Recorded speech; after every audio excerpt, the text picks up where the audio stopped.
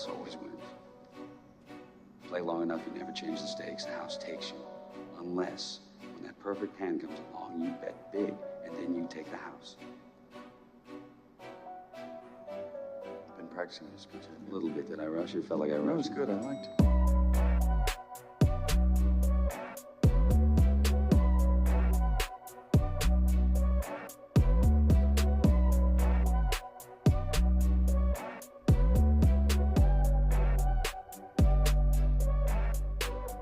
What's up, everybody, and welcome back to the Big Easy Bets podcast. I'm your host, Logan, and with me in the studio, Nick Von Brick. What's up? We've got Bam in the control booth. Yo. This is episode 243, College Football Week 14, NFL Week 13. Hit that like and subscribe button if you don't mind. We are 9 subscribers away from 1,000 subs. That was our main goal this year, to hit 1,000 during this football season. We are nearly there. You can help us get there. So hit that like and subscribe button. We are in, what is this considered, the final week of the regular season in college football? Yeah. It's crazy. It flies by every single year. And it's like I always look back and you remember going into the start of the season, like the excitement and all that, and it really does feel like in the blink of an eye it's over with. So, yeah. We've reached Feast Week, one of the best weeks in all of sports, in my opinion. They've kind of watered it down in college basketball, but it's still an incredible week of sports. Every single day we're going to have great games, whether it's college basketball, college football, or the NFL. I have started giving out my daily college basketball plays. We started today with St. John's minus 4.5. It was an easy winner. They won by basically 20 points. Could have been a lot more if they would have handled their business on the boards. Bam, you bet it. Yep. No sweat winner. Good start to the year. We've had a very profitable run the last 2 seasons betting college basketball, so we're going to do it again. If that interests you, again, hit the like and subscribe button so you don't miss out on anything. Where are you at with college basketball? Like, what is your game plan? Meaning, like, obviously, I do my daily plays. I think last year, we did Saturday and Tuesday after football. Yeah. We got to figure out what we're going to do. I'm assuming. What's going on? They got a bunch of games Saturday? Saturday for college basketball? Yeah. I mean, they got games all week. Are you saying this Saturday? No, only 2. Okay. But, like, Thanksgiving Day, you've got 4 big ones. I'm not saying we need to start giving out plays, but I'm just saying. No, I'd like to sooner rather than later. Yeah, I think we should get an earlier jump on it than we did last year in terms of both diving into it.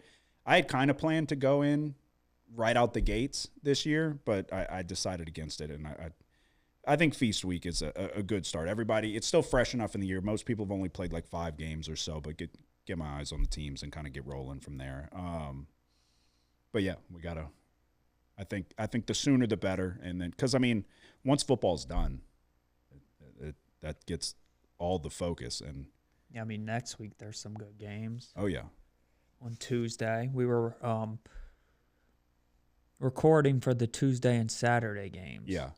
yeah, post football. So be on the lookout for that if that interests you. But we're not there yet. One more week in college football. It's not been the year that I wanted at all. But I thought about, that's what I was telling them before we started recording. I thought about emptying the clip this week and just going for broke. Probably not a good idea. Maybe we work our way there throughout the episode if we all decide to start taking some shots. But we'll see how it goes. Circa Millions update. Not the week we wanted. We got off to a great start in the third quarter. We were 8-2. Last week we go 2-2-1. So not a good week. It's not a terrible week or anything, but in terms of if winning the quarter, we're out of the running. We're gonna. Our last hope is the fourth quarter, but I think we're tied for 250th out of 6,000 people. Top 100 cash. We're still very much in the mix to make money in this thing, but we gotta go on a run here and get back on track. That Saints game, I've lost faith in Kellen Moore and his ability to call plays. I'm not saying he can't get me back, but you get down to the goddamn goal line, and every single fucking time you take Tyler Shuck out to put Taysom Hill in. Does Kellen Moore know how many times Taysom Hill's knee's been obliterated? Dude, the one, like, come on, The rollout. The fake run. Yes. That didn't look like a run at all. Yeah. And then we're snapping it over his head, and we're letting little baby groupie get out there and fucking shank him over and over and over again. They finally cut him. He's so bad. We're like, let's kick the tires on Justin Tucker. We'll just fucking keep an eye on him. We'll keep an eye on him around the facilities. Thank God we didn't sign him, because guess what? We suck. You don't need to go get a sexual deviant to come kick field goals for you when you're the worst team in the league. But Groupie gave out his thank you to New Orleans, and wow, y'all took a chance on me, and I really appreciate it. I said, go crack open a cold juice box, kid. You earned it. Fucking idiot, dude. I hate that little tiny asshole. He looks like a child. He literally looks like a middle schooler out there kicking. Yeah. Fucking what a bad kicker. Yeah, yeah. I really am, in all seriousness, with Kellen Moore. I question the thought process. I question he just gets up there in the post game and he's like, we got to reevaluate what we're doing and this and that. That's on me getting in the red. We're the worst team by far in the red zone. It's fucking terrible. It's terrible. And the defense is honestly not playing bad. The defense is playing better than I thought, and it's like you could have had a lead and then Kool-Aid gets burnt deep. But y'all kept fucking around, and then the inevitable happened and Kool-Aid gets burnt deep. So you want to evaluate what you have with Shuck, and you want to see – I didn't feel like he played that bad. I didn't think he played as good as he did against Carolina. But every single time you got in position to go score, you took him out the game and you put Taysom Hill in. And he's like, oh, we want to play the matchup and the numbers, and we want to have an extra blocker in there and blah, blah, blah. How many times do you have to see it not work before you go, let's try to throw it with the guy who can throw? Let's try to let the guy that we're planning to possibly be the franchise quarterback, let's see if he can score in the red zone and stop fucking trotting out Taysom Hill. I like Taysom. We'll always remember him, and it's been great, but it's over now. It's over. Yeah. Short yardage and 4th and 1 at the or 3rd and 1 at the 40. Sure, you want to throw him in there and let him throw his body in there and hope his knees don't explode? Be my guest. But at the goal line, when it's time to go fucking put points up on the board, I don't know if it's our best option anymore. Were you at the game, Bam? I was. How was it? It was honestly pretty, like, it was a good atmosphere. Like, everybody had high hopes, especially after the pick six. Yeah. I mean, it was the loudest I've heard all year. Yeah, that was damn fun. It, we cannot score. The pick six was fun. We needed that too. That was at a big moment. Yeah, I don't know. We'll see. We'll see what happens. Hopefully, we can let Shuck start throwing the ball around and see if we've got a guy there, and then we can set our sights differently in the NFL draft. But we'll get to that when we get to that. But yeah, so Circa Millions did not go the way we wanted this past week. It's fucking tough, dude. It's a grind. And what drives me the most crazy, and we've talked about this before, is like when you mention to somebody that you're like 63% against the spread, and they're like, yeah, pretty good. It's like, pretty good, huh? Pretty good. You mean pretty goddamn incredible because it's near impossible to beat the NFL market? Like, and then they're like, whoa, where'd that come from? People have no idea how hard it is to legitimately beat the NFL market picking sides.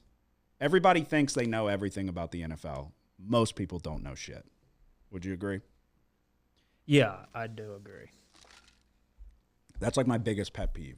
Like, yeah, 65%. Pretty good. Pretty good. It's like, yeah, you've never done that. Yeah, I think the tough thing about the NFL is you have to get comfortable with being uncomfortable. Yeah. Picking the slimy fucking, or just the dog shit team. Picking games that don't look like they're going to be winners. Yeah. Picking a bad team versus what you view as a good team, realizing that like there's not that big of a fucking You're playing gap. numbers here. It's like, okay, and it's also trends too, because like just for example, last week you look at the Titans against the Seahawks. It's like you're talking about maybe a top 5 team versus the worst team undoubtedly in the league. Yep. But it's just like 13-point spread, 13.5. A little bit of money came in on the Titans. But it's just even the worst team in the NFL is not going to lose by a large margin every week. Yeah. they're going to win games here and there too. Yeah, there's going to be a one-off, like every few weeks, a team will get trounced by 30. Yeah. But that's not going to be the norm. I think all the double-digit numbers, I think all the double-digit dogs covered because it was the Jets with the Ravens, right? Last week. Yeah, it might have closed at 13. That was exactly how much the Ravens won by. Okay. It was definitely 13 and a half. No, it was over 2 touchdowns, I think, at one point. Maybe at close. Yeah, maybe at close it went down to 13. But you had the Titans were double digits. They got inside the number. You had the Giants. We were on the wrong side of that. The Giants covered, and they were 10 and a half. So I think every double-digit dog covered, and that's typically what happens. You don't really blow teams out in the NFL. I texted you. I was one of the ones that I consider. I just didn't have the balls to. I was like, nah, fuck it. I was like, originally, I was like, I lean Titans. But then when you think about it, you're like, oh, God. You're like, you hope you can find an easier path. Yeah, you can't make it make sense other than it's too many points. Yeah, it's like you look at it and you're like, well, the Titans are dead fucking last on third down on offense. Yeah. So it's like, let's go with them against the damn Seahawks and the defense that just made the Rams struggle. So, but yeah, look, we're not out of this thing. We got 5 more weeks to make a run and get on a heater, and we're 1-5-0 away from jumping into the top 100. So, I still feel good. We're still having a good year. It's just not what we were looking for that last week. It would have been really nice to fucking run the table and then have a really exciting 4th week of the third quarter that inevitably gets ruined because I lose all my games on Thanksgiving every single year. So it would have ruined every year. My Thanksgiving gets ruined every single year, and it'll happen again this year. Lane Kiffin, the update on the saga is no word yet. Report is after the Egg Bowl, he's going to make his decision. If you had to put your stamp on it right now, what's he doing? Oh, shit, dude. I mean, this is like so everybody thinks he's coming to LSU. I think a lot of people are starting to waver on that. I'm not 100% sold that that's the case. So where's he going? If you had, to I bet wouldn't on be it, surprised if he stayed at Ole Miss. that's what you would put as the favorite right now. That's what I would guess. Yeah. Okay, what do you think, Bam? I don't have an opinion on it. Okay. All right, don't hurt yourself thinking about it on the show where we talk about our opinions.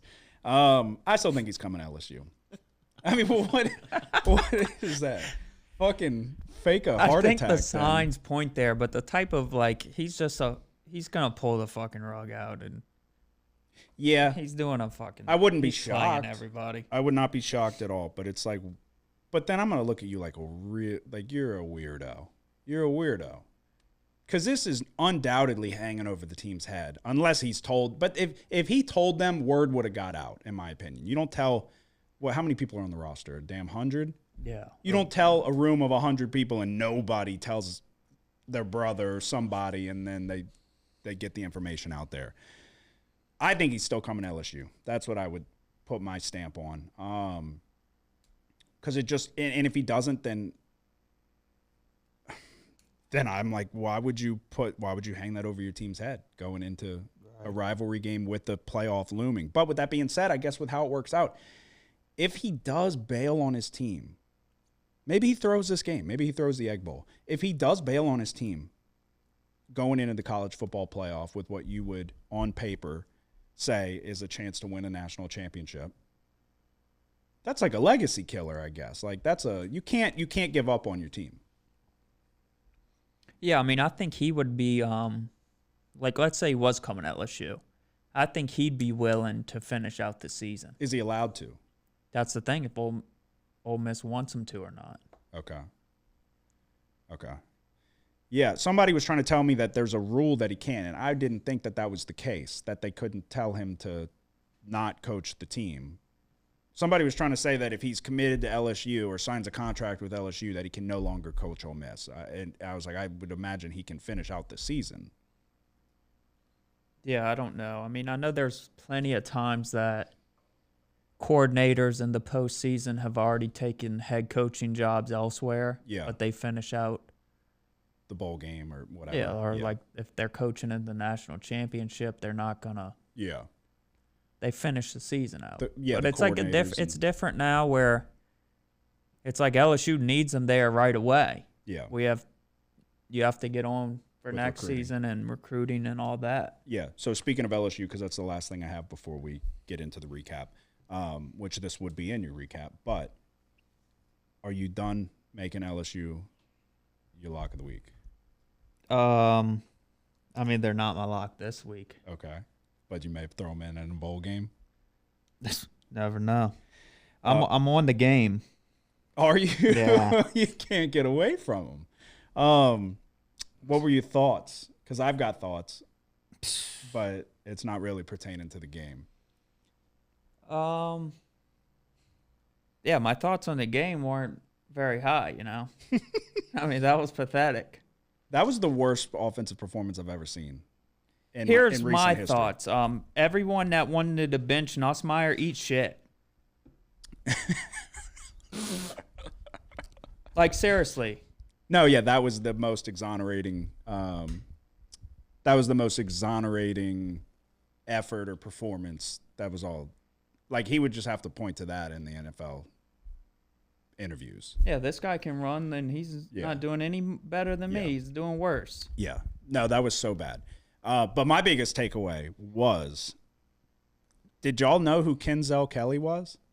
No, I did not. They dropped that on us mid-game. What in the fuck was that? What in the fucking traffic looking for my chapstick was that, dude? That was Malibu. That was B-Rad Gluckman. Is it free? What happened? You didn't see it? No. Mid-game, we're like in a dogfight with Western Kentucky. And they're like, oh, it's senior night. They're honoring Kenzel Kelly, Brian Kelly's fat fucking son, who played linebacker at Grand Valley State. Comes waddling out. He runs like his dad was the coach. Like, he runs, his gait is that of somebody whose parents made them sign up for sports and they just sat in the outfield when they played baseball and were picking flowers. And the ball's coming to him. The fucking second baseman's got to run out there to go get it. He runs out with his football, and he's like, free BK, free my boy BK. Y'all know who. He had to let us know, like, y'all know who I'm talking about. It's like, yeah, no shit, you fat fuck. We know who you're talking about. He wrote in Sharpie, like goddamn Frank Sweater from Billy Madison. He wrote BK on it. I was like, he must have took him all night to make that. The craziest thing for them to drop mid-game, like, hey, y'all are in a dogfight with this fucking Conference USA team. Here's your former coach's son. I don't know how nobody smacked him across his fucking head. Like, shut up, idiot. I would have put him in the game at that point. Said, get out there, jackass. Yeah, he came out like Joe Horn did for Mike Vick when Mike Vick was suspended for fighting dogs. I don't remember that. He wrote on his undershirt, "Free Mike Vick." Did he? Yeah. But his was, oh, dude, it was so bad. It really was. That was the worst thing. That was the worst representation of LSU that I've ever seen. And I just imagine like in the middle of the night, as Brian Kelly's in bed with his realtor, he rolls over and like wipes the sleep out of his eyes and looks at his phone, and it's a text from Kenzel like, "Did you see me on TV, Dad?" And he's like, "Oh God," just throws his phone to the side. Who the fuck names their kid Kenzel? What is that? Yeah, I only knew that he had a daughter. I knew he had another kid. He was on the coaching staff. But Kenzel? Like Denzel? But the white version? I can't even, I don't know. I don't know how did that never get out? No one knew this guy existed. They kept him in the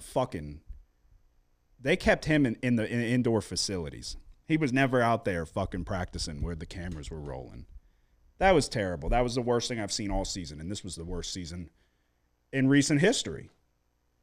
And in the last game in Tiger Stadium, they trot out that fucking pudgy bastard to come out and say, free my boy. That's your dad. Why are you calling him your boy? The announcers, McElroy was like, have you ever called your dad your boy? He was like, no. They were not feeling it at all. I just want to know what he's doing like right now, because there's no way he got back to his phone and was like, that probably was sick. Let me see, and like pulls it up, and everybody's like, what the fuck? What is this? So yeah, that was the worst thing I've seen all year as it pertains to LSU. Yeah, LSU didn't let Brian Kelly walk him out. I don't think he wanted to walk him out. I think that was a Brian Kelly decision. Yeah, maybe. But it also could be part of him suing us. Yeah, that. And us being like, Or are we not also suing him? We're in a sue-off. Yeah, we're saying this fucking kid should have just not. He should just be like, I'm gonna go with him. Yeah, I'm gonna get in the Audi hatchback and I'm gonna ride off too. I'm not gonna come get my ass kicked in practice anymore for fucking no benefit because my dad's not there. I saw Frank Wilson going out there and giving him hugs and shit. I don't know. I didn't like it. I don't like him. So I tweeted, I was like, well, I haven't known, I've only known he's existed for 5 seconds and he's already everybody's most hated player. It was just the worst look, the worst possible look. Free my boy, BK. Y'all know who? It's like, yeah, we know who, you idiot. You thought we wouldn't know what BK stood for on your fucking gullet? I don't know, dude.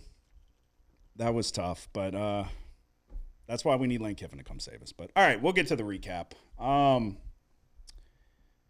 Just another 2 and 3 week for me, and it's just death by 1,000 cuts at this point. It's like no like horrible weeks, but when you stack 14 fucking bad weeks, it's gonna or 14 just barely bad weeks. This is what we're gonna get. Speaking of that LSU game, we had the LSU Western Kentucky over 49.5.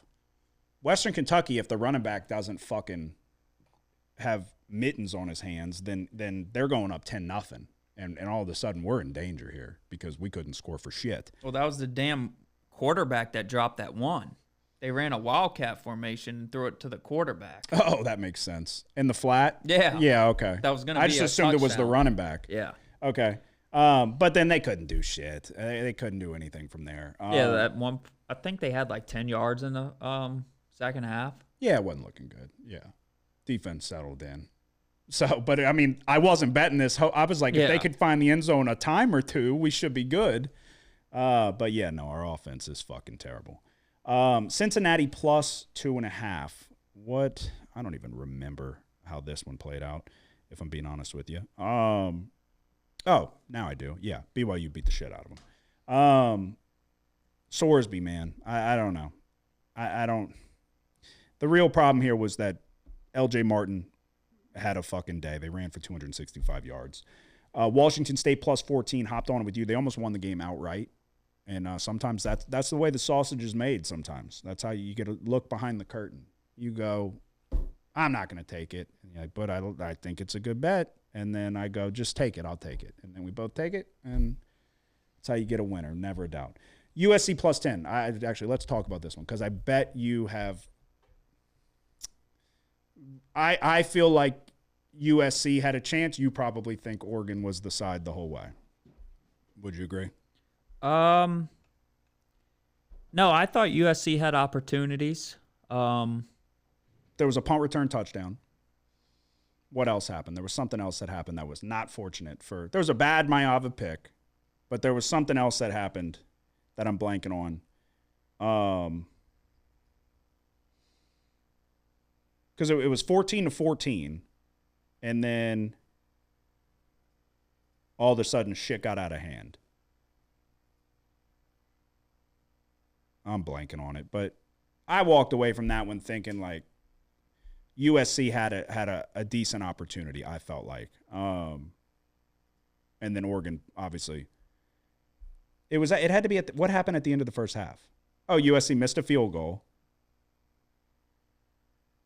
And then there was something else. I don't know. There was a bunch of funky shit to end the half that it should have been like tied up going into halftime. Instead, it was 28-14. USC punted. They got an interception. And then I don't know from there. All right. Thank you, Bam. Anyway, Timing on these things. I walked away. Bam started vigorously typing on the computer, like, I'll take it from here. I walked away from that one feeling like USC. I didn't think it was a bad play, but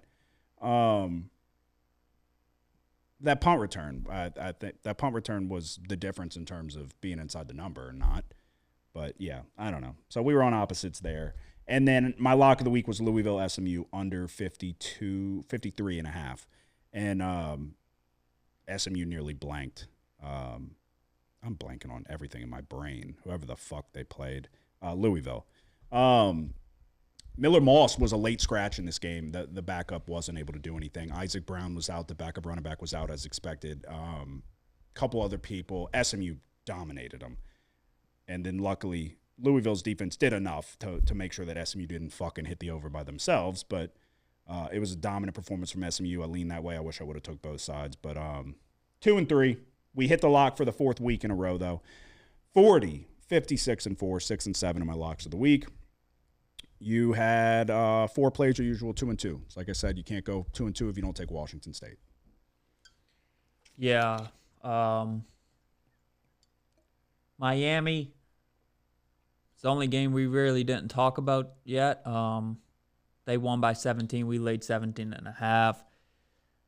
Virginia Tech just had a little bit more success offensively than I thought they would, and then Miami just a couple drives stalled there when they could have taken a stranglehold of this game. And honestly, Miami was trying. They scored a touchdown late here. They're doing everything they can right now. Yeah.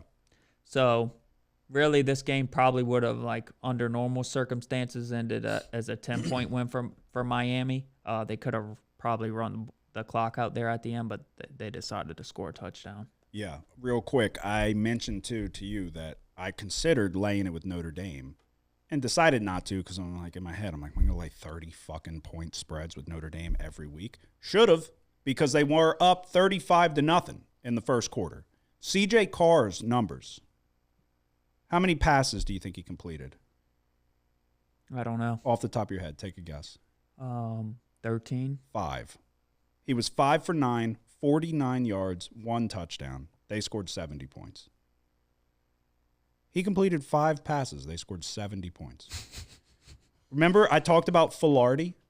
I didn't look into. I just saw a big ass spread. I was like, I'll fucking wait. I'm not even gonna bother with it. I can't lay 30+ point spreads with Notre Dame every fucking week. I assumed they were gonna go with Collins. No, they went with Filardi, the guy that I talked about a couple weeks ago. That was the worst quarterback that I've seen. He threw 3. I think he threw 2 pick sixes, 3 interceptions. 1. He threw another pick six that got called back. That's why I tweeted out. I was like, they're going to set the record for pick sixes thrown in a game. They had to. But they called one of them back. But he was 14 of 26, 83 yards. He had 26 attempts, 83 yards, 3 interceptions. Yeah, this game was wild because you texted me. It was in the first quarter, and I look. Yeah, I said, fuck. Just looking at the live line, I'm like, Jesus Christ. Notre Dame live is 65.5. Yeah. Yeah. Out of just principle, I was like, I'm about to fucking take Syracuse. Yeah. Because, I mean, like, what's the chances at one point they fucking just Well, at one point it got up try to to 69. score 100? Yeah, it got up high. But I had the exact same thing that I've talked about multiple times where I'm like, I wish I would have took them. And then first quarter, I'm like, fuck. They're doing it again. I think they went pick 6, punt return touchdown, pick 6. It was 21-0 before. It was literally, I'm not even exaggerating. It was 21-0 before Notre Dame's offense saw the field. CJ Carr trotted out there with a 21-point cushion. They didn't have to do shit. Jeremiah Love, 8 carries, 171 yards, 3 touchdowns. And then you have to have the conversation with everybody. The Clay Travises of the world on social media going like, what has Notre Dame done to warrant being in the college football playoff? I don't know. Beat fucking power conference teams by 100? Yeah. They're like, but Miami won the head-to-head. And I understand the argument for that because the head-to-heads have to matter and this and that. But my argument, one, I think Miami's looking like they're going to get in. But do you think Miami deserves to be in over Notre Dame? If you can only pick one or the other. I think that's a really tough question, but I think Notre Dame's better. Yeah, me too. And I think you had a true freshman quarterback on his first start go on the road in the fucking rain against that Miami defense and nearly win. It was a one possession. I think it was a 3-point game. But then we talked about Notre Dame's other loss being a Texas A&M, who's a top 5 team, in a shootout where it took kind of a miracle for A&M to win that game and miss holding calls. And I was on the right side of that one. Yeah. So, yeah, this Notre Dame team is a top 5 team in the country. And if you don't think so, you got to wake the fuck up because the defense is playing very good. I understand they're playing against fucking Filardi, who we could get interceptions off this asshole. But nobody wants to play Notre Dame. I can assure you that. So you go 2-2, brings you to 31-31-2, 8-5 in your locks of the week. Bam, you had 2 plays. Yeah, I did pretty good. Went 0-2. LSU, Western Kentucky had the over in that. You already touched on that.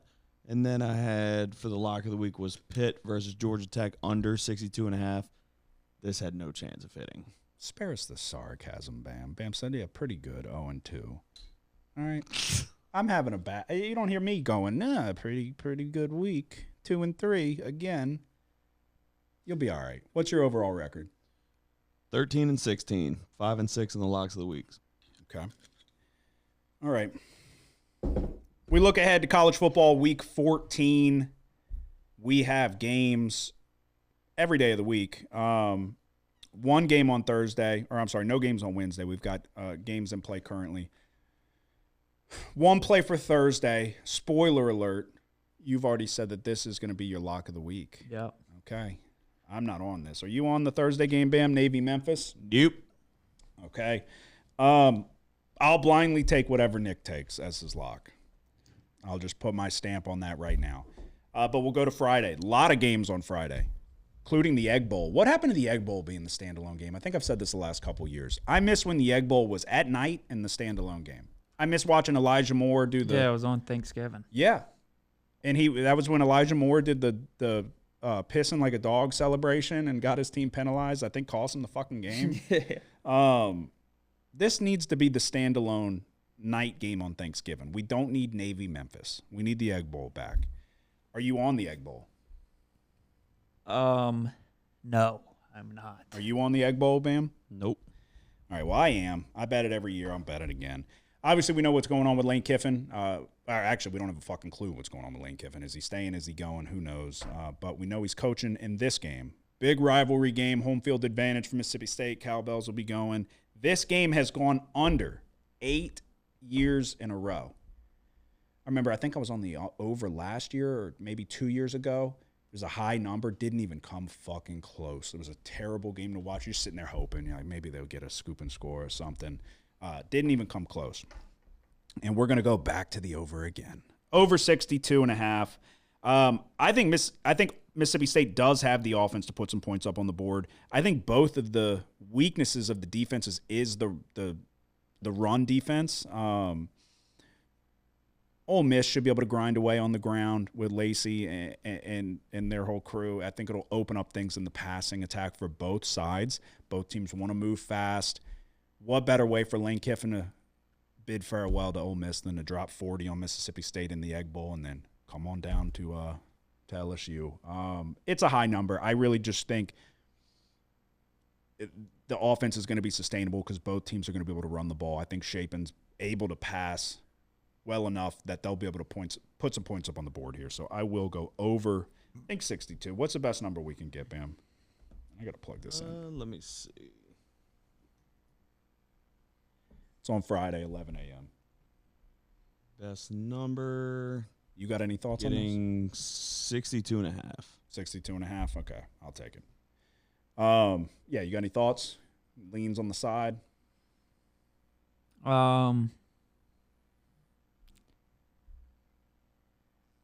So I think maybe the number's a little short here, but I think the circumstances, what's going on, kind of is the reasoning behind that. So I don't know. Ole Miss defensively is definitely not the strength of their team. So Yeah, no, it's I not. think Mississippi State's chances of covering certainly comes from them being able to keep up here. Yeah, that's the thought process, so that's the way I'm going. Do you have any plays for Friday? Yeah, I have one right now. What does that mean? I don't know. I'm looking for some fucking winners. Okay. We're going to Georgia Tech. I'm on it. A month ago, I thought this game would be interesting. Not so much anymore. And the point spread kind of indicates that. Two teams trending in opposite directions. Georgia Tech's defense, it's been struggling this year. Defense now ranks 113th nationally in opponent yards per play and 111th in opponent yards per rush. I think it's a tough matchup for Georgia Tech. They're going against a Georgia defense that I think's improving week by week, and it's a Georgia defense that's very good against a run, ranking 7th nationally in rush defense. So I'm going to lay 13.5 with Georgia. Yeah, I am as well. I was not impressed at all by what Georgia Tech just did against Pitt. I think that was College game day as well. 412 yards of offense for a Pitt team that we just saw the week before not look very good. So, yeah, I'm in agreement. I think these teams are both going in opposite directions. And you got to remember last year, this was one of the more exciting games of the year. Multiple overtimes down to the wire. Nobody was fucking willing to run the ball. The first team that ran it won. It was Georgia, but Georgia Tech had a ton of opportunities to pull off the upset in this game. Georgia's going to remember that. I think they're going to come out and anything under 2 touchdowns, I'll take the Bulldogs as well. So we are in agreement there. Bam, what is your? You only have 2 plays, so one in a lock. What is your one? On Friday, Utah versus Kansas. I'm laying the 11.5 with Utah. Okay. I'm actually on this as well. I thought about going with the over, but yeah, I'll lay 11.5 with Utah as well. I think Kansas defense is going to struggle here. They're 114th in red zone defense. This Utah offense is averaging 500 yards a game over their last 4 games. They're averaging 500 yards of offense. You had a fourth quarter comeback against Kansas State. They gave them a game, and they had to pull it out there late, but this Kansas team has struggled against the top half of the Big 12. They've lost 4 out of their last 5 games. Iowa State outgained them by nearly 150 yards. Texas Tech outgained them by 200 yards. This Utah offense is humming right now. I do think there may be a little bit of a path to points for Kansas, but I don't think that they're gonna be able to keep up pace in this one. So Kansas may put some points up on the board. I think Utah will be able to pull away. That's why I said I thought about an over, but I'll just go ahead and lay it 11.5 with the Utah Utes. You got any thoughts on that one?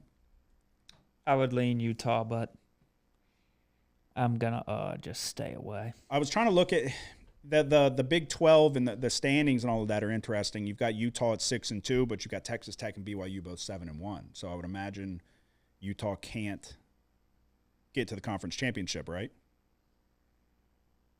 I don't think so because they have head-to-head losses against Texas Tech Yes. and BYU, right? Did they play BYU? No. Did they? They beat them, didn't they? Oh, no, you're right. Yeah, wow. Okay, yeah, you're right. Yeah, so maybe Utah comes out and doesn't give a fuck because their season's over, but hopefully not. Do you have any more for Friday? Which other ones are you considering? I don't know. I guess none.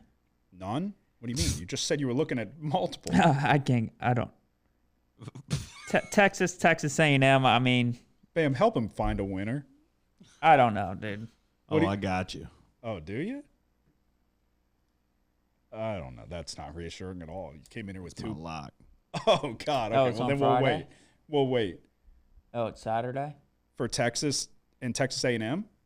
No. You'll like what my lock is. Why are we fucking being so difficult to figure out what anybody's talking about? Or is it on Saturday or Friday? Saturday. Okay, so it has nothing to do with Texas A&M. No. Okay. Because you said Texas A&M in Texas, and he's like, I got you. Clearly led me to believe that his lock was about to be on that game. Was that out of left field for me to think that? No. Okay. Which way were you leaning in that one? A&M. Okay. I kind of was too, but you know what I was also leaning? Indiana against Purdue. But God, they've bitten me every fucking time I bet Indiana. It's a lot of points though. Purdue shows some fight, so maybe for that reason that I can see an opposite side. Maybe we just don't. Is there no 28th? I don't think so.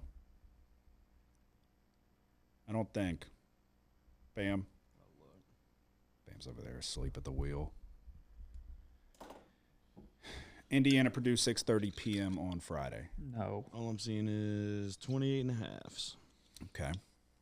All right. So we go to Saturday then. You lean A&M, but you're too scared to do it? Yeah. Okay. Think Arch Manning's going to come out and light up the Aggie defense, huh? No, I don't. So what's holding you back? Think Marcel Reed will struggle? Maybe. You saw that comeback they made against South Carolina? That was a season saver. Yeah, it was. That was incredible. All right. Well, what's your first play for Saturday?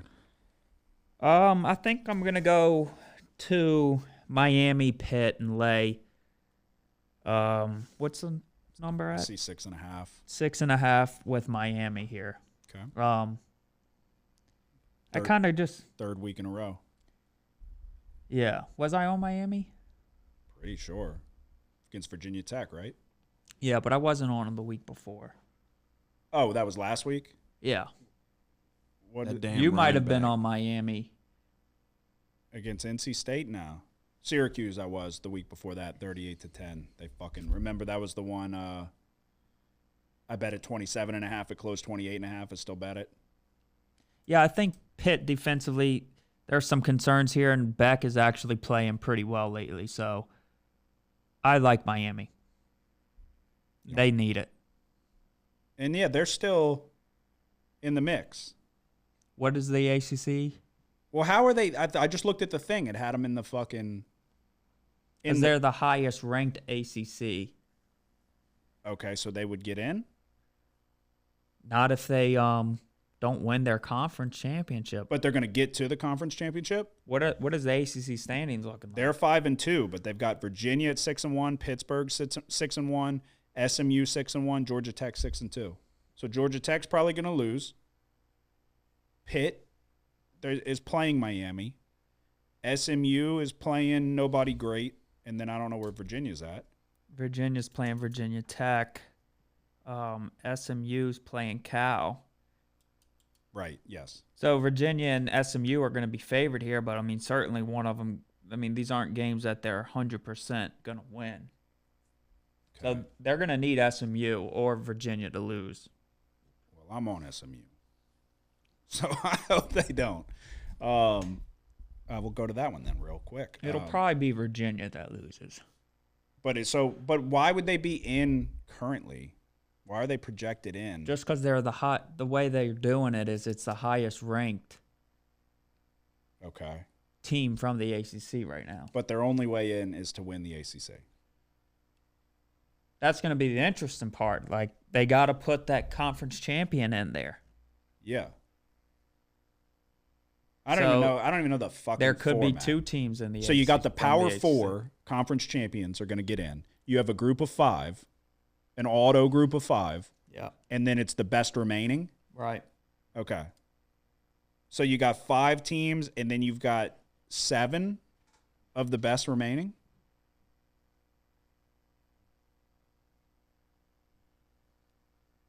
Anybody? Yeah. Okay. All right. Anyway, SMU and Cal. I'm going to lay the I think it's 13.5 is the best number. Very unorganized, and that's on me. I think 13.5 is the best number.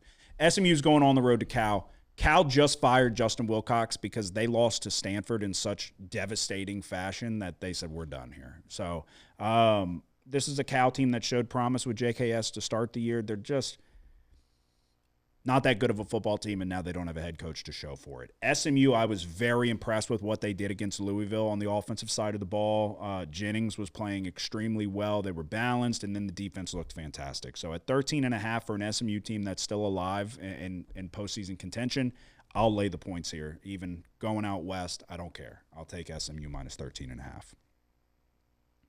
What are your thoughts on that? Yeah, I would lean that way. I don't know. It's like we were talking about a couple weeks ago where Cal, really struggling at the line of scrimmage. I don't know how they're gonna fare here. Yeah, I mean, you got them losing three out of their last 4. The one was an overtime win against Louisville, but that was a head-scratching game for Louisville where we've already established they've got their own issues as well. But the 31-10 loss to Stanford, a Stanford team that is exceeding expectations. You got to tip your cap to Andrew Luck, but a 4-7 year. JKS threw it 49 times for 5 yards on average. They ran the ball for a grand total of 12 yards.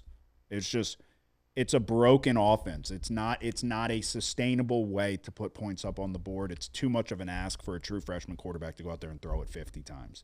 And SMU's defense is playing pretty damn good. Like I said, I understand Miller Moss was not in the game last week, but I was still impressed with what that offense was able to do. I mean, what the defense for SMU was able to do. So I don't expect much out of Cal, but I've been off base here a number of times this year. So maybe Cal's live. We'll find out. But I'm taking SMU minus 13.5. What is your next play for Saturday? What do y'all think about Vanderbilt, Tennessee? I don't have much of an opinion, but Tennessee's laying 3.5 at home. Yeah, or 3 is a more. You like Tennessee? No. Okay. I lean the other way. Well, then you'd want 3.5. Well, I think saying, it's. Is it juice 3.5 and 3's more? Yeah. Okay. Do you really like it? I don't know. I'll probably just stay away. Okay. Just like last week with Washington State?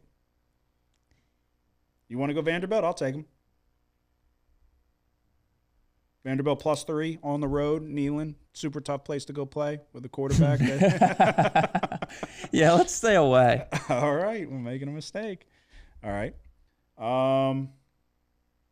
Yeah, I really only have on paper 1 and a lock left.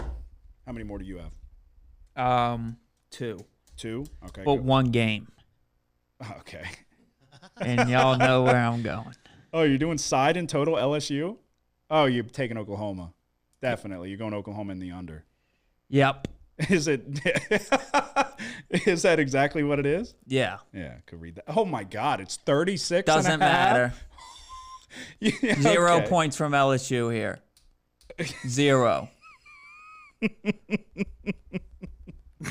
It's not a fucking game. You just laid 20 fucking 3 points as your lock of the week with LSU, and I bet the over, and now you're going. This is my first time I've ever bet against LSU. In your life? Ever. Okay. And you're going double play Oklahoma minus, is it 10.5 or 10? 10. Okay. Oklahoma minus 10 and under 36.5. The lowest total I think I've ever seen outside of a service academy game in college football. Let's see where Western Kentucky ranks. On what side of the ball? Just overall? Not good. So, schedule adjusted defensive efficiency, Western Kentucky ranked 87th nationally. One of the worst defenses LSU played all year, outside of Southeastern. The offense is broken. Now you're going against the 4th-ranked defense. Yeah. LSU also has the 8th-ranked defense in schedule adjusted defensive efficiency. I think points here are going to be extremely hard to come by. I think LSU legitimately doesn't score a touchdown this game, unless if the defense scores it for them. Yeah. So, I would say I'm more comfortable taking the under rather than laying 10, but this is like a game maybe, you're looking at 17-3 Oklahoma wins.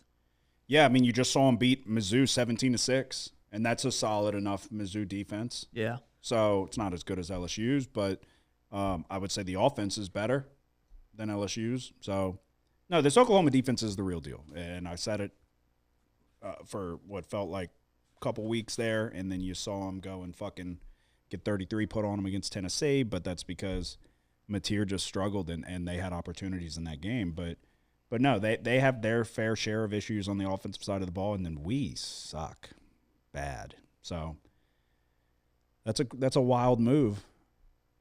Laying double digits with – I literally think that's the lowest total I've seen outside of a Service Academy game in college football history that I've seen with my own two eyes. Yeah, there was a couple years ago the Iowa totals were getting that's true. really low. But Yeah. Outside of those and the Service Academy, yeah, this certainly – 36.5? That's the number you got? Yep. Okay. Yeah, God damn it. I mean, I want to add, but maybe I won't. My one before my lock is going to be, let me find it. It is 3:30 p.m. on Saturday. Florida State going to the Swamp to take on Florida. We're going to take Florida State getting 1.5 here. They already said Norvell's coming back. Billy Napier's gone. Florida stinks. They're 3-8. It's been a complete letdown of a season. I'm going to take the 1.5 here with the Seminoles. These are two bad teams. The state of Florida's in shambles outside of Miami. Florida has lost 4 games in a row. Georgia, Kentucky, Ole Miss, Tennessee. They've scored. Kentucky held them to 7 points. You just got held to 11 points at home against Tennessee. Florida State's coming off of a 21-11 loss to NC State, where they were favored by, I think, more than a touchdown. This is the battle of the broken teams, but I think getting Norvell back, having him locked in for another year, I'll take the Seminoles with some semblance of a morale boost, if you can even call it that. So I'll take Florida State plus 1.5 on the road. Yeah, I'll take that. I'll take Florida State. Okay. I think Florida now, where we were talking earlier in the year defensively, how strong they were, this defense is vastly overrated. They packed it in. They are not that great against the run. Yeah. I agree. So I like Florida State. Bam, you should take this too. Count me in. All right, there you go. And then all I have left is my lock.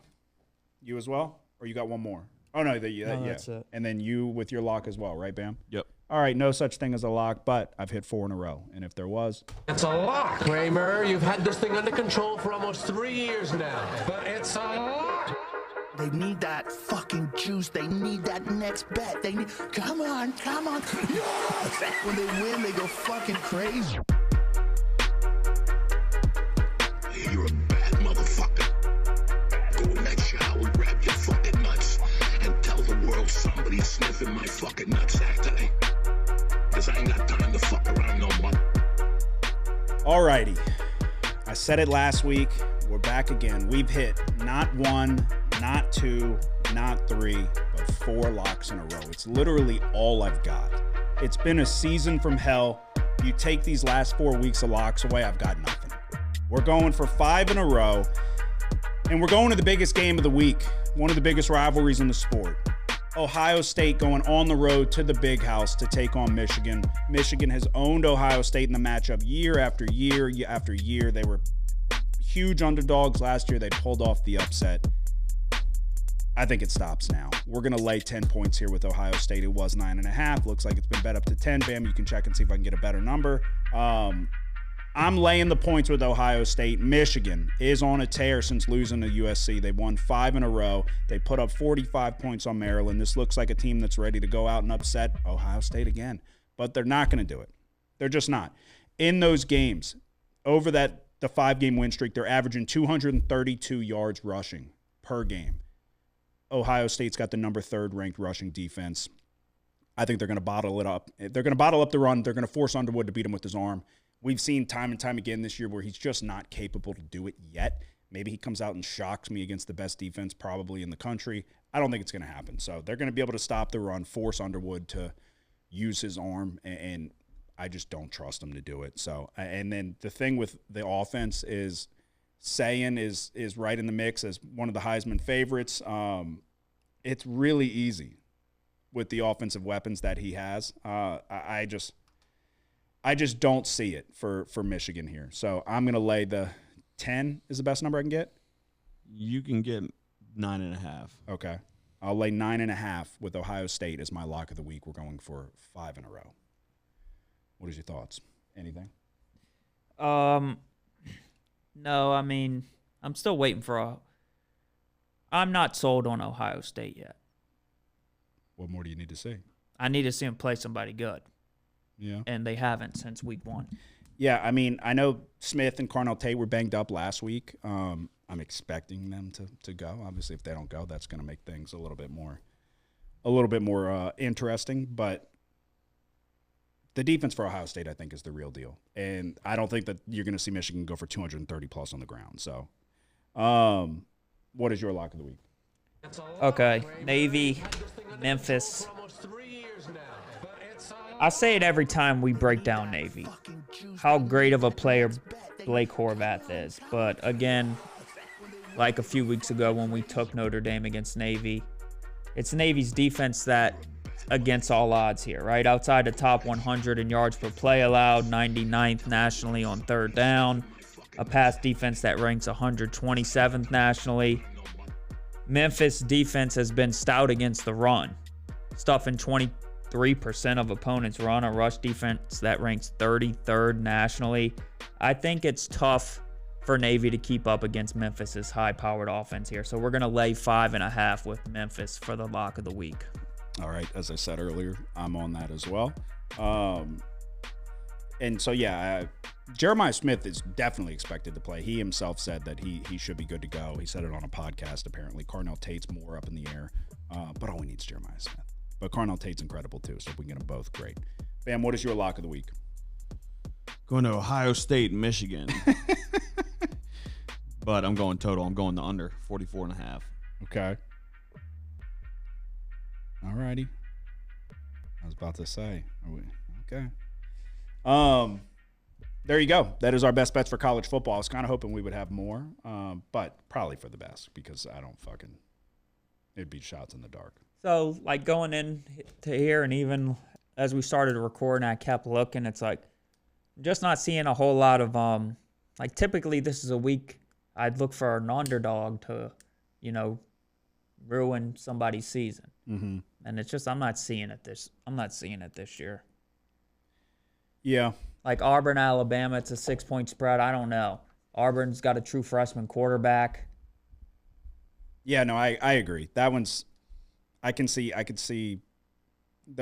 don't know if Auburn can keep that game close. I kind of lean that way as well, but I don't feel good enough to. All right. It's a rivalry game that we've seen crazy shit happen. So, all right, to recap, I am taking Utah minus 11.5, Ole Miss, Mississippi State over 62.5 in the Egg Bowl, Florida State plus 1.5, SMU minus 13.5, Georgia minus 13.5, Memphis minus 5.5. Yep. And then my lock of the week is Ohio State minus 9.5.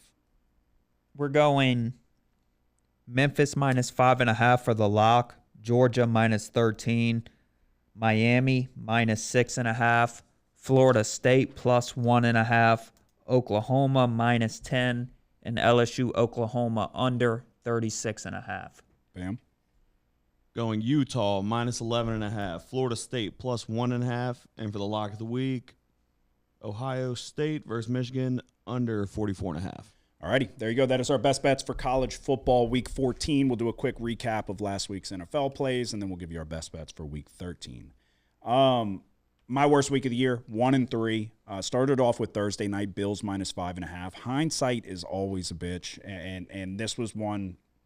I think I texted you in the first quarter, and I was like, this is bad. This is not good. So the pressure that the matchup was the really good offensive line for the Bills versus arguably the best pass rush in the league for the Houston Texans. The pass rush won. And Spencer Brown at right tackle for the Bills was getting hurt. He was in and out of the game, and that's what it came down to. Josh Allen did not have a lot of time. I think he was sacked 8 times. Very quickly, it was like, we made a fucking mistake, and it just sucks. And then you sit there after the fact, and you're like, how did we overlook the Texans doing this? But The tough pill to swallow was that I've said on a number of occasions that this Bills team clearly has issues. They have problems that are something that they're going to have to figure out if they're going to have success going forward in this season, and they have not been able to do it yet. So that was a mistake. That one sucked. Lions minus 10.5. This was an empty the clip game for the Giants where Jameis did what it was the Jameis Winston special. It really was, minus the pick six. That's what we fucking needed to get the full Jameis Winston experience and what could have got us over the hump. Lions scored a touchdown in overtime. Giants got an opportunity. There was a ball that got tipped that Robertson almost intercepted that I was like, gave me a thought, like, please, God, maybe we get a miracle. But the Lions were certainly not the right side. It would have took exactly that, a miracle, for them to cover this number. I knew we were fucked when they did the double pass. They threw it back to Jameis, and I think it was Aleem McNeil at D tackle that read it completely and was about to lay Jameis out, and Jameis hit him with a little sidestep, touchdown over the top. So if McNeil's there, actually it was honestly probably a block in the back, but they're not going to call it. It was a little subtle nudge. It was the wrong side. Saints minus 1.5 was the third loser of the week, and the defense did enough in the beginning to allow us to hang around, and more than enough, I guess, because we got a pick six, and I don't think we scored an offensive fucking touchdown. Blake Groupie, wish him well wherever he fucking whatever. Yeah, that joke would have been a swing and a miss. On to Cade York. Yes, on to Cade York, not Justin Tucker. Yeah, the Saints were 0 for 3 in the red zone.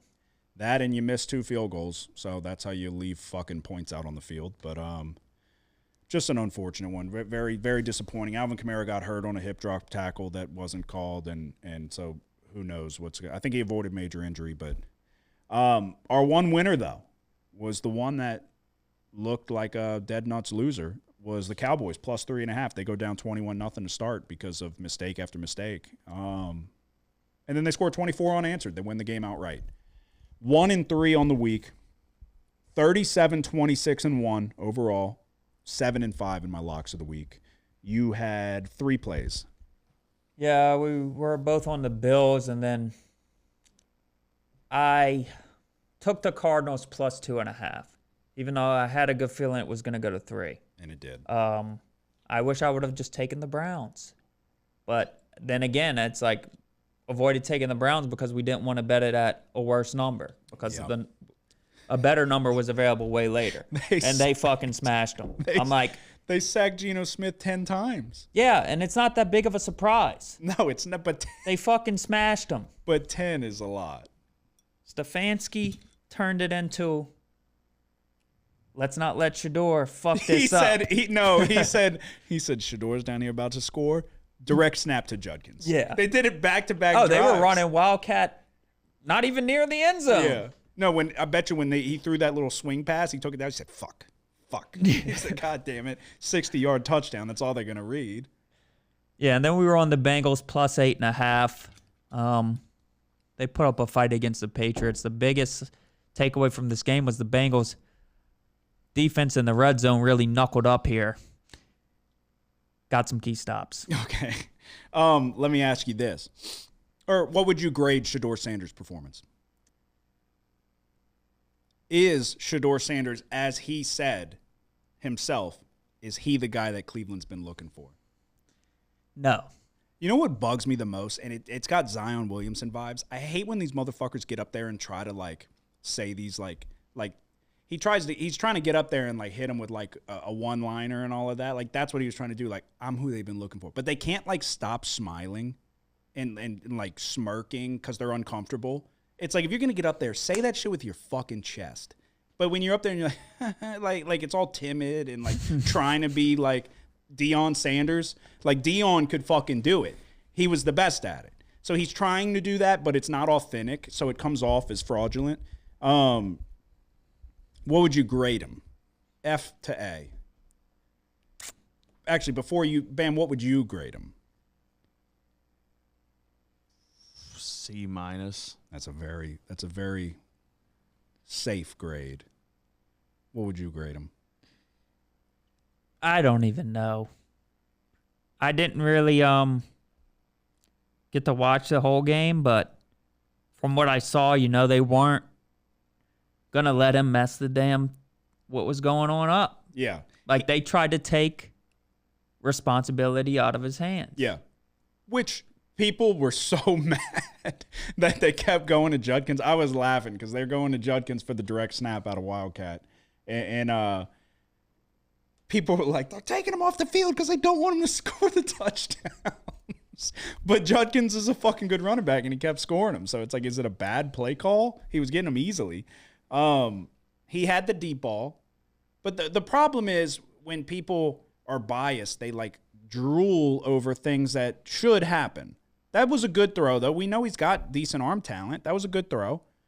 And if the receiver keeps his feet, it's a touchdown. But it's like, are we going to disregard the fact that he threw the fucking one of the worst interceptions? Like, yeah, he was I don't even need to watch the game. He's 11 for 20 with an interception. That's not good quarterback play. But the interception was terrible too, where the guy's he just didn't see the guy in zone underneath, and the guy, like, he just waited and then popped back up and jumped into the passing lane. It was a very easy interception. It was a bad throw, a bad decision, and that's the shit you got to worry about. The Raiders, on the other hand, Chip Kelly's patented let Geno throw it 45 times, and they said, Chip, you're fired. Highest paid coordinator, fired halfway through the season. Bam, what was your record? I went 0, 2, and 1. So I had the Bills minus 5.5. We already touched on that. L. Chiefs minus 3, push. And then Philly versus Dallas had over 47.5. Had a chance there at the end to hit that over, but. Yeah. Okay. All right. So that puts me at 21, 19, and 1, 6 and 5 in the locks of the week. Okay. We're only at an hour, 6 minutes. We're actually running quicker than we normally do. Feels like the opposite. We got to lock in because the NFL is where we made our money this year, and we're going to continue to make our money in the NFL. But I'm coming off my worst week of the year, and the worry is that I always fucking lose on Thanksgiving. Every year. I don't think I've ever had a winning week on Thanksgiving. Year after year after year, I go, my holidays were fucking terrible. And here we are again. And so what you don't want to do is have a bad week and compound that with the inevitable bad Thanksgiving week. So we need to buck the trend. We got to win. Bam, you didn't win a single goddamn bet last week. It all changes this week. There we go. We got to win. And it starts on Thursday, Thanksgiving. Are we picking every game? Yes or no? Yeah. We always pick the Thursday games. No, you can't. What'd you say? You got one? You have no choice. Have to say. You have to have. That's the rule on this show. Okay. and maybe the last couple of years we contemplate, like, are we really doing that still? Every time there's Thursday night football or Thursday football in the NFL, we're gonna bet it. And we. Historically, like I've said, like a broken record, we dominate Thursday. We've dropped a couple. This is not your traditional Thursday game. This is not a Thursday night game. This is Thanksgiving. But if there's football on Thursday, we're going to have action on it. Starts off with the Packers and the Lions. Detroit's 2.5-point favorites, totals around 48.5. Lead us to the water. Oh, shit. I think it's tough because it's a division matchup in a game that's been played already. I think it was week 1, right? The Packers beat the Lions 27-13. Dominated them. And yeah. Kind of put everybody on notice. Since then, what we've seen is like the Packers are one of the best teams in football, but their offense really, even last week, a game they won easily, it's just not clicking on all cylinders. So this is a team that's powered by their defense. For me, it's hard to take the Lions here because the Lions aren't a team that's playing very good either right now. Yeah, no, this is really tough. And I wouldn't want to touch this if it wasn't on Thursday and we had to. No, the Packers have serious problems where when you look at the box score, they're one of the best teams on third down. They might be they're the best team on third down conversions. Yeah. They were 7 of 14 last week, but you've got 23 points scored. You've got 288 total yards. So it's like, where's the disconnect? The good news for the Packers is that they got to play J.J. McCarthy, who morons on Twitter tried to come at me and try to say that he wasn't dog shit. I went back and listened to the clip from the NFL draft when McCarthy was taken. And I was like, what are we talking about with this guy? He was 12 of 19 for 87 yards and 2 interceptions. He played so fucking bad. On the plane ride home, he went and told O'Connell, he's like, I think I have a concussion. He self-reported post-game concussion symptoms so he doesn't have to play. That's not a winner. Like, call yourself fucking 9. Oh, my alter ego is 9. You fucking had 87 yards, 2 interceptions, and now you said, I can't fucking see straight. And they're pulling him out. It's going to be Brosmer for the Vikings. But in regards to this game, yeah, I don't know. Is 2.5 the consensus line? Are there 3s? Yeah, no. No? And all the 2.5s are juice, but I don't know if this thing is going to get to 3. Because if it does, I'm going Packers. Yeah. But if it doesn't. And I think a lot of people probably would. Yeah. It's would as juiced well. in what direction at the 2.5? You said 2.5 minus 2.5 minus 115 minus 120. to lay 2.5 is Yeah. juiced? Okay. Yeah, okay. Do we want to come back to this one?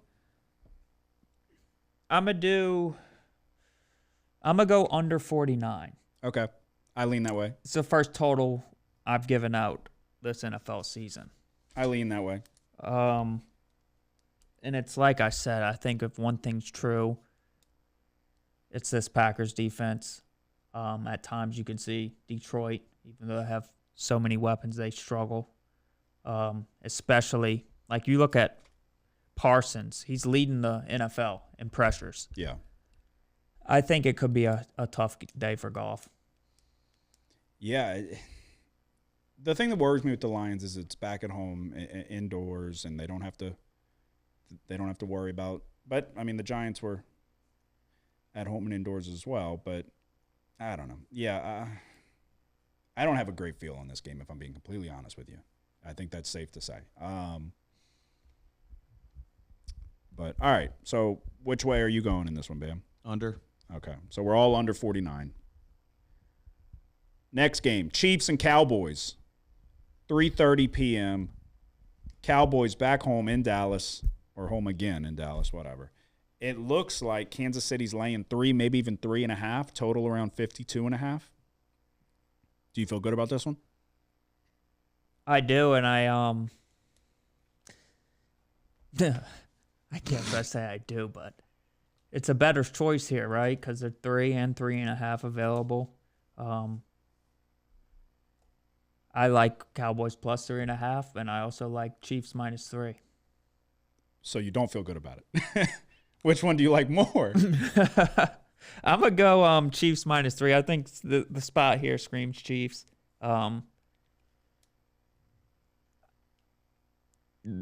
We were talking about it earlier. What's so friggin' funny? We're not exactly. All right, we're not exactly confident in these. No, I am confident. Okay. I think we were talking about it earlier. The Cowboys offense sometimes comes out and plays bad games. Yeah.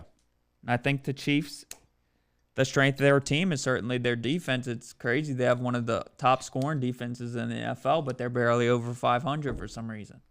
Yeah, I think with McDuffie at corner, obviously, but then Watson emerging at corner, playing very well. I think they have the pieces necessary to kind of not bottle up Pickens and CD, but the good thing for the Cowboys with George Pickens is you could just throw it up, and that guy probably never lost a single fucking game of 3 flies in, because it's incredible how good he is at attacking the ball and making contested catches.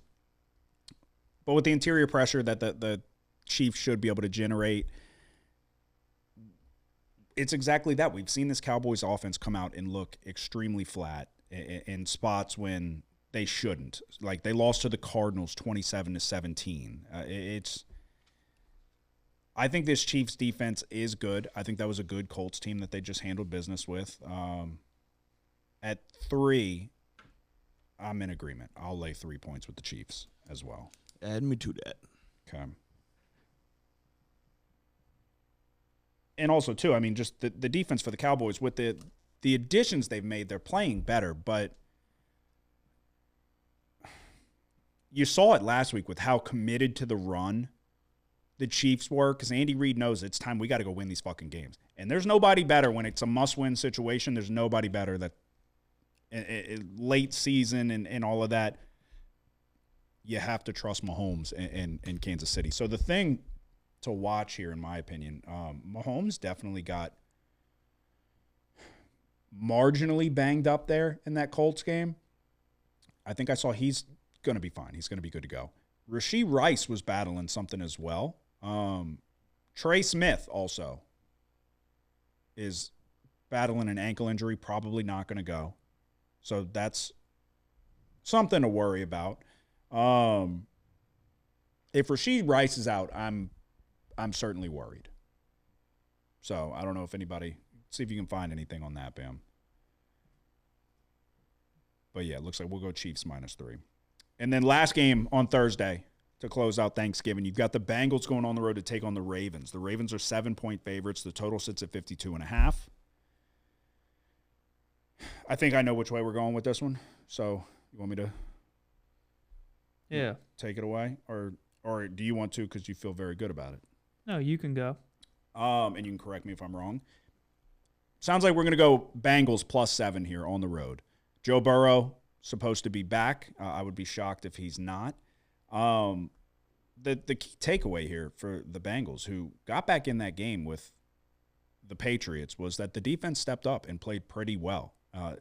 They held New England to 9 points in the second half. It was a 17-point second quarter that did them in. But the defense did not play as bad as we've been seeing all year. If you can get Burrow back and you get a little bit of a spark here, the red zone defense for the Bengals was good. The red zone offense for the Ravens has been just really bad. The Ravens have issues. They just do. And it's been there all year, whether Lamar was healthy or not. And I don't think that that's just going to go away. So they came back, and it looked like, or Lamar came back, and so they've made their push. They're now 6-5 after being maybe even, 1-5? But at a full touchdown, which I don't think we can get anything better, I think it's 7 is the best number. What have the Ravens shown you that they deserve to be laying a full touchdown here for a Bengals team that is expected to get Joe Burrow back? My worry on the flip side of that is that they're saying a lot of it's going to be out of shotgun, and Burrow's going to be a little one-dimensional, nothing under center. But if he's out there playing, he's got to be healthy enough to play. They get Jamar Chase back from the suspension in place of T. Higgins, who got carted off with a concussion. I think he's already been ruled out. So you get carted off with a fucking head injury, you're probably not going to play on a short week. But yeah, it's Bengals or nothing for me. Correct? Yeah. Okay. And I agree. Alrighty. Bam, what are you going with this? I'm actually going to take the under here. Okay. What is total? 52.5? Yep, 52.5. Okay. Alrighty. Friday, does anybody have action? One play or one game? Nope. Bears and Eagles. Are you on it? I have it written down. I didn't take it, but I lean Bears. I was thinking the same thing. Why? Because you got friends in Chicago? Well, I got friends in Chicago and Philly. Oh, excuse me. Yeah. It really, the reason why I was considering is that the third down discrepancy here. On offense, Chicago's got the 8th best third down offense and the 11th best third down defense. Philly, 27th best third down offense, 22nd best third down defense. That's I hang my hat on the third down statistics. We talk about red zone, a little different, a little less efficient, but it's the same thing like with Philly. I do think the Bears are not as good as their record, but I think Philly's got serious issues on the offensive side of the ball. So I trust Ben Johnson. But with that being said, I'm kind of leaning towards just kind of staying away from it. You have no real opinion on it? Yeah, no. I mean, I think the line's right where it should be. Okay. How many do you have for Sunday? How I guess we're just gonna go give out 3 more. Okay. What is so 2 and then a lock remaining? Oh yeah. Okay, so go with 1. I'm gonna go to the Raiders Chargers, and we're gonna lay 9.5 with the Chargers. I think the Raiders are really kind of in shambles here. They really can't protect their passer. I don't know at what point do they go to pick it. Geno's playing fucking terrible. Yeah, it's horrible. Yeah. But their offensive line is so bad, so bad. But, I mean, 13 touchdowns, 13 interceptions. What'd they just pay this guy?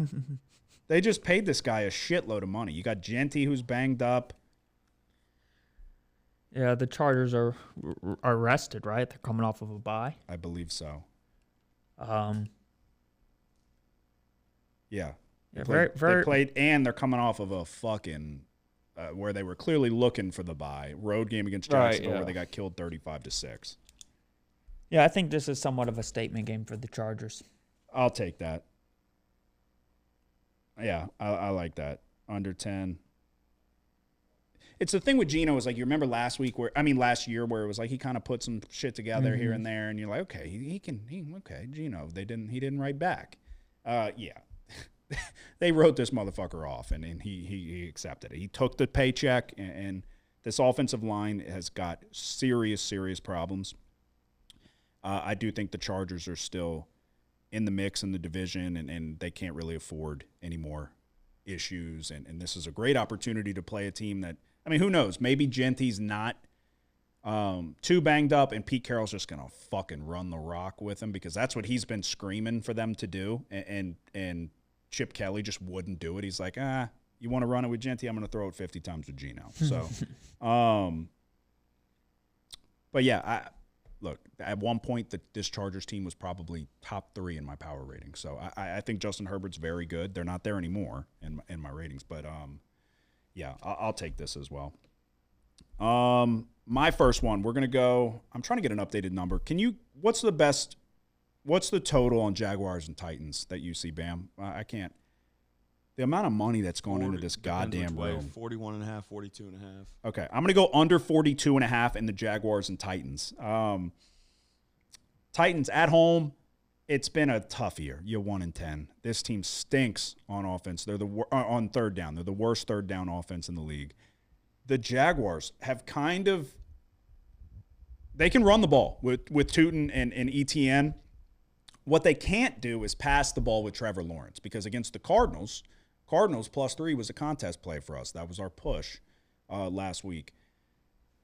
Trevor Lawrence did everything he possibly could to allow the Cardinals to win that game. And the interceptions over the middle were so fucking bad, just bad decisions, bad throws. Trevor Lawrence, this is probably his last year as a starter in this league. I could be wrong, but I don't think he's shown you anything that you'd want to go forward with this guy as your franchise quarterback. So I'm expecting the Jaguars to come out and try to establish the run and lean on it. And then on the offensive side for the Titans, they just haven't really shown you anything. I think the Jaguars defense is good enough to bottle up the Titans and not allow them to score very much. And I think we see a run-heavy approach from the Jaguars. So I'll go under 42.5, Jaguars-Titans. What is your next one for Sunday? Or, Bam, what is your first one for Sunday? All right, I only have this one in my lock. Okay. Going to the Texans at Colts. Okay. I'm taking the under here. Okay. Under 44.5.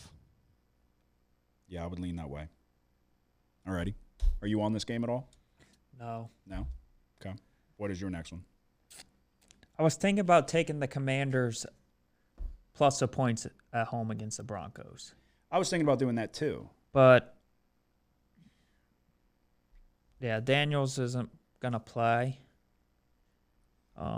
even though he's returned to practice, I think. Which is crazy, but, yeah, he avoided major injury. Yeah. But it just feels like the Broncos never win by margin. They're not good. Against defense is great, but Nix is bad. They play good against good teams, but they don't win by margin against bad teams. I say we do it. Yeah, I like the Commanders plus 6.5. I was strongly leaning that way. So that means we're in the same area code here. I've said it a bunch this year. I don't think Bo Nix is very good. I don't think the offense is playing great. So I don't think they've shown you anything that says they can win by margin on the road on the opposite side of the country. I don't. I think the Commanders are the play. So I am going to also take – okay. Call me crazy here, but we're going to go back to Buffalo. We're going to lay 3.5 points with the Bills on the road taking on the Steelers. I get it. The Bills have problems, but this Steelers team, you've got Rodgers with the injury. He didn't play last week. He's coming back, and I would imagine you've got a fractured wrist. I would imagine he's going to not want to get hit, and this is a guy who's wanted to avoid as many hits as he possibly can at this point in his career. So he's going to throw the ball, get it out very quickly, and that offense has just not really worked for them. I've been extremely low on this Pittsburgh team. I think Buffalo just go out and fucking stop the run, and I think they will be able to win this game by margin. I think that the Bills are going to have success running the ball, and they got to get back to it. That was a very good Houston Texans run defense that completely, other than what, you had James Cook go for 50 yards. They had 143. You got a large chunk on one run on the 50-yard touchdown. I think there's going to be success for the Bills on the ground against the Steelers. I just don't think that offensively the Steelers are going to be able to match the Bills here. And a point in the season where it's time to go now, and I think we're going to see a much better performance from the Bills, but this is more of a bet against the Steelers that I don't believe in. Broderick Jones as well, the tackle, is out for the Steelers. So that's going to affect their ability to protect Rodgers and run the football. So I'm going to lay 3.5 points with the Bills. What is your next one for Sunday? I just have my lock now. All righty, me as well. And we're getting up there in plays, so probably best not to add any more. All righty. Locks of the week in the NFL. It's a lock. Kramer, you've had this thing under control for almost 3 years now. But it's a lock.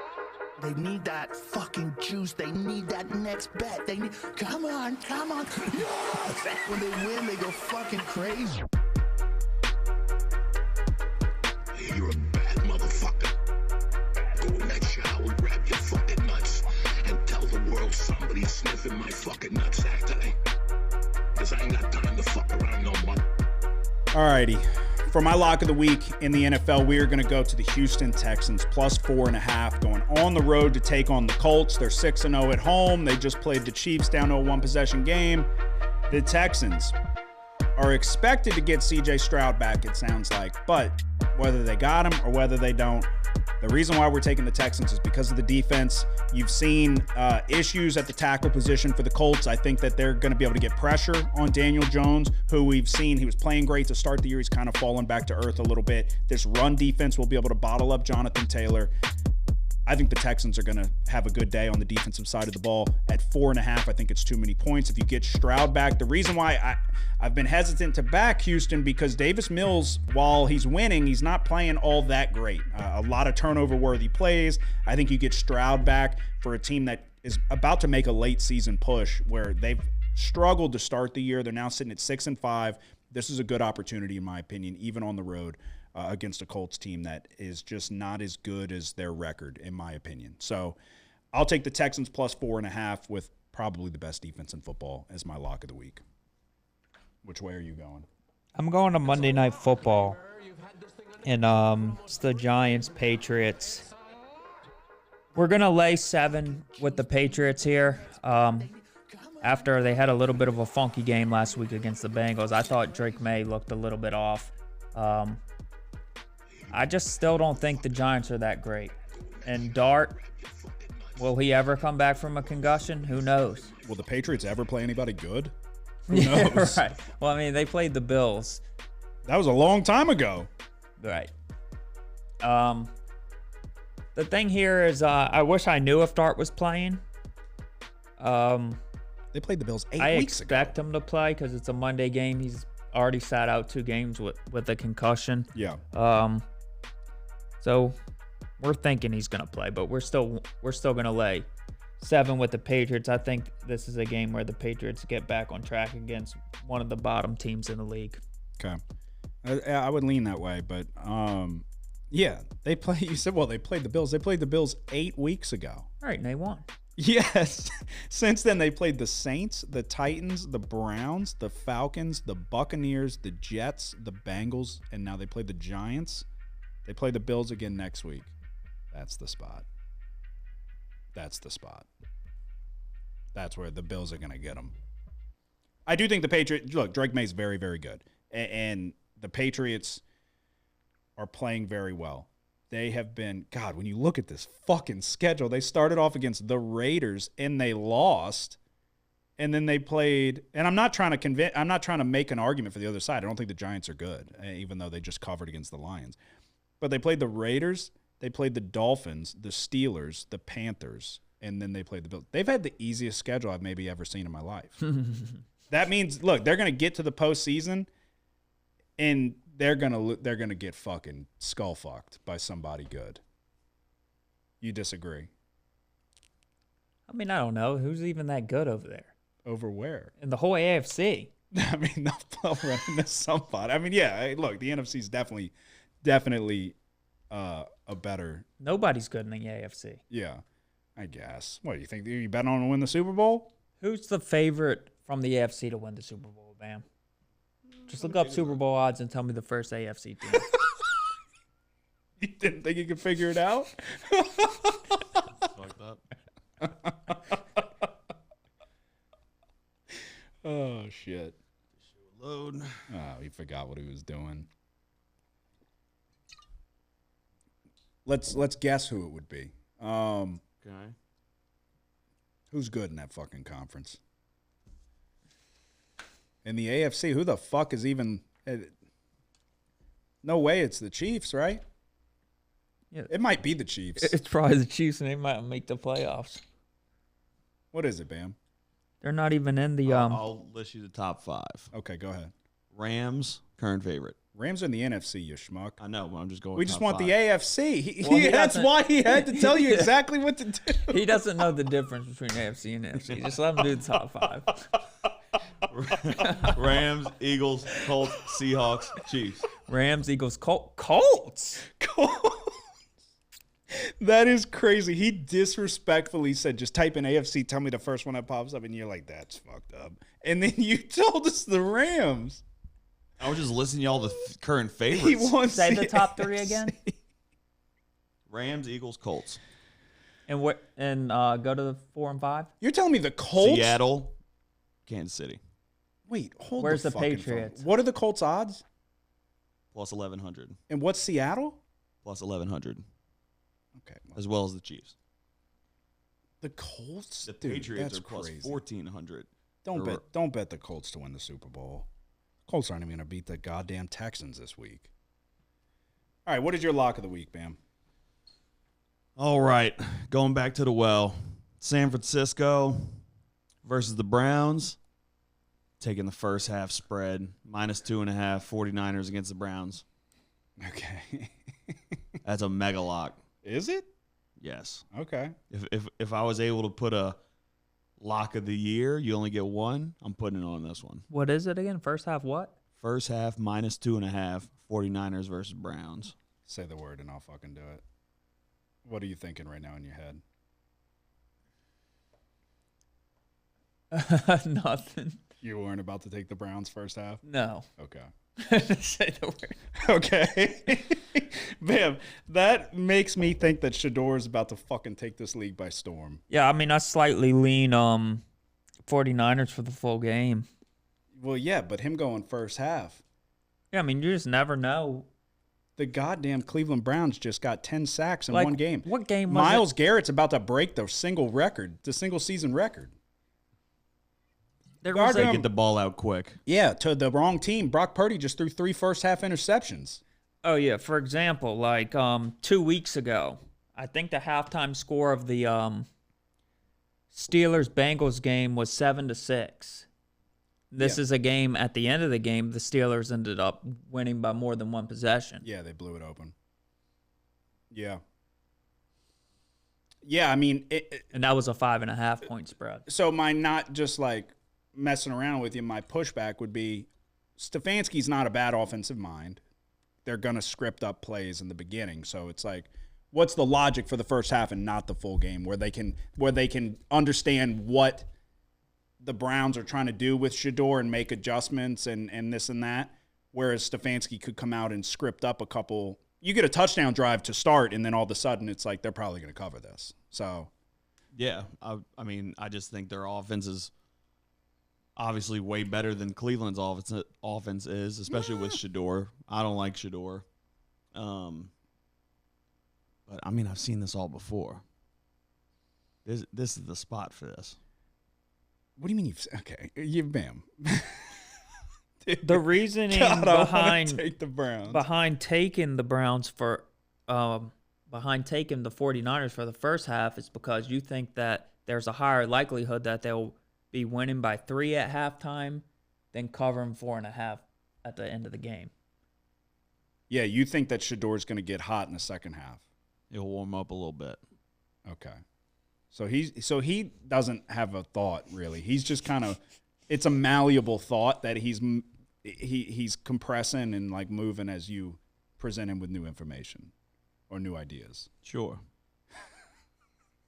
All righty, we will find it out. He has been hot on his first. He always does this, and I don't understand it, but he does do well on his first half bets. I will give him that. Yeah, I guess whatever. If it's not broke, don't fix it. All right, to recap. Thanksgiving Day, we're going Packers-Lions under 49, Chiefs -3, Bengals +7. Then on Sunday, I'm taking the Jaguars and Titans under 42.5, the Chargers -9.5, the Bills -3.5, the Commanders Sunday Night Football +6.5, and my lock of the week is the Houston Texans +4.5. We're going Packers-Lions under 49, Chiefs -3, Bengals +7, Chargers -9.5, Commanders +6.5, and the lock of the week is Patriots -7. Bam. We're going Bengals, Ravens under 52.5, the Chiefs -3, Green Bay Lions under 49, Texans Colts under 44.5, and then for the lock of the week, the 49ers -2.5 first half. There you go. That is our best bets for NFL Week 13 as well as college football Week 14. It's been a fun college football season. Not really for me. We've got conference championships on deck. We've got bowl season right around the corner. It's where we're going to get it all back. Episode 243 is in the books. Do you have anything to say before we go? Nope. Bam. Happy Thanksgiving. Happy Thanksgiving. We appreciate everybody who listens and watches the show. Hit the like and subscribe button if you don't mind. Help us get to 1,000 subscribers. This is going to be a gut check of a week for this Thanksgiving because I've got 8 plays. You've probably got close to it as well, 6, I'm sure. It's our most plays of the for a single week of this season by far. Let's not fucking blow what's been a great season on Thanksgiving week. But again, thank you to everybody that listens. Y'all have a good one. Who dat? The house always wins. Play long enough, you never change the stakes. The house takes you. Unless, when that perfect hand comes along, you bet big, and then you take the house. I've been practicing this pitch a little bit. Did I rush it? Felt like I rushed. That was good. I liked it.